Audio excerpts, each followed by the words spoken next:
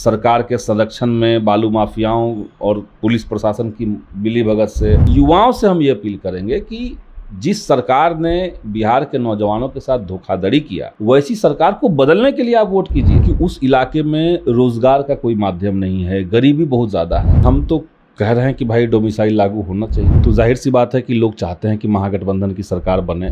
TRE 1 आप याद कीजिएगा तो उसके बहाली के समय में डोमिसाइल लागू था।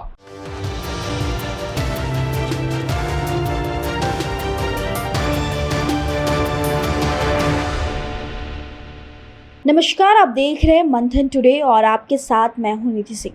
इस साल के अंत में बिहार विधानसभा चुनाव होना है और ऐसे में हम हर एक विधानसभा क्षेत्र का जायजा आप तक पहुंचा रहे हैं। तो अभी हम मौजूद हैं पालीगंज के विधायक संदीप सौरभ के पास और जानेंगे पालीगंज की इस वक्त की क्या स्थिति है और मौजूदा में वहाँ की जनता का क्या मिजाज है। सबसे पहले बहुत शुक्रिया आपका हमारे साथ जुड़ने के लिए। बहुत बहुत शुक्रिया।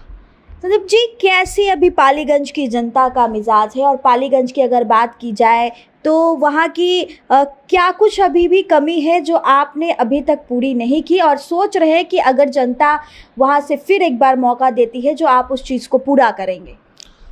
देखिए, पालीगंज की जनता का जो मिजाज है इस बार बिहार में सरकार बदलने का है जी। तो जाहिर सी बात है कि लोग चाहते हैं कि महागठबंधन की सरकार बने जी। तो एक बार फिर से पालीगंज में महागठबंधन का झंडा बुलंद होगा, वहाँ से हम लोग फिर से विजयी होंगे। क्योंकि पिछले 5 सालों में पालीगंज में कई ऐतिहासिक कार्य हुए और तकरीबन 170 सड़कों का निर्माण होना। जो विधायक फंड से काम होते हैं वो तो होते ही हैं, लेकिन आज भी पालीगंज की जनता वो कच्ची सड़क के से काफ़ी परेशान रहते हैं। आखिर वो कब तक? नहीं, हमें लगता है कि अभी जो काम हो रहा है ये सब काम पूरा जब हो जाएगा तो सड़कें नहीं बचेंगी। एक भी खराब सड़कें आपको नहीं मिलेगी पालीगंज में, एक भी नहीं। लेकिन जो वहाँ की क्रूर सच्चाई है कि उस इलाके में रोजगार का कोई माध्यम नहीं है, गरीबी बहुत ज़्यादा है। कई एक गांव ऐसे हैं जहाँ पे एक भी गली ढंग का नहीं है, नाली जल निकासी का जगह नहीं है। तो ये पिछड़ापन तो है। एक बार में 5 साल में जितना फंड एक MLA को मिलता है उससे वो सब कुछ संभव भी नहीं है। 317 गांव अगर हम लोग देखते हैं तो 317 गांव में कई गांव ऐसे हैं जहां पे उस साल का पूरा फंड दे देने से तब उसका काम होगा, तो वो तो संभव नहीं होता है।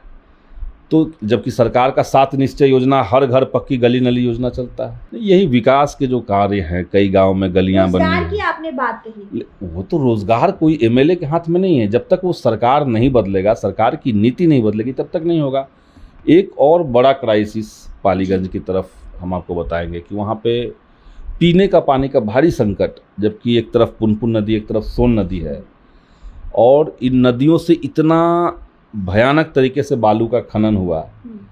सरकार के संरक्षण में बालू माफियाओं और पुलिस प्रशासन की मिलीभगत से हम लोग लगातार विरोध करते रहे, सरकार को चिट्ठियाँ लिखते रहे, लेकिन बालू का खनन बहुत ज़्यादा हुआ।